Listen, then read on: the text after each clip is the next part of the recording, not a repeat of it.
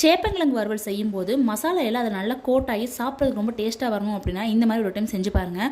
So அதுக்கு 1 spoon கிட்டே வந்து தனி மிளகாய்த்தூள், 1 ஸ்பூன் கிட்டே வந்து மல்லித்தூள், ஒரு 1/4 ஸ்பூன் மஞ்சத்தூள், ஒரு 1/2 ஸ்பூன் கிட்டே வந்து சீரகத்தூள், அதுக்கப்புறம் ஒரு 1/4 ஸ்பூன் கிட்டே வந்து பெருங்காயத்தூள், ஒரு ஸ்பூன் கிட்டே வந்து கடலை மாவு, ஒரு 1/2 ஸ்பூன் கிட்டே அரிசி மாவு, அதுக்கப்புறம் வந்து தேவையான சால்ட் ஆட் பண்ணி ஃபஸ்ட்டு வந்து நல்லா வந்து மிக்ஸ் பண்ணிக்கோங்க.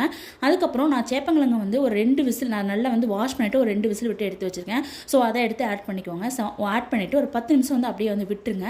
அதுக்கப்புறம் ஒரு பேனில் ஆயில் ஆட் பண்ணிவிட்டு கடுகு நல்லா பொரியணும். அதுக்கப்புறம் கருவேப்பிலை ஆட் பண்ணிக்கோங்க.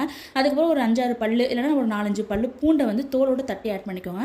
ஸோ அதெல்லாம் நல்லா பொரிஞ்சதுக்கப்புறம் நம்ம மிக்ஸ் பண்ணி வச்சுருந்த சேப்பங்கிழங்கு மிக்ஸ் எடுத்து போட்டு ஒரு ஹை ஃப்ளேமில் வச்சு ஒரு 2 நிமிஷம் நல்லா வந்து வறுத்து விட்டுக்கோங்க. அதுக்கப்புறம் ஒரு 10 to 15 நிமிஷம் கண்டிப்பாக ஸ்லோ குக் பண்ணுங்கள். அதுக்கப்புறம் இடையில நல்லா வந்து இந்த மாதிரி கிளறி விடுங்க. அப்படி இல்லைனா நல்லா அகலமான ஒரு கடாய், அப்படி இல்லைனா வந்து தோசை பேனில் வச்சு நல்லா வந்து கொஞ்சம் கொஞ்சமாக வச்சு ரோஸ்ட் பண்ணி சாப்பிட்டீங்க அப்படின்னா இன்னும் நல்லா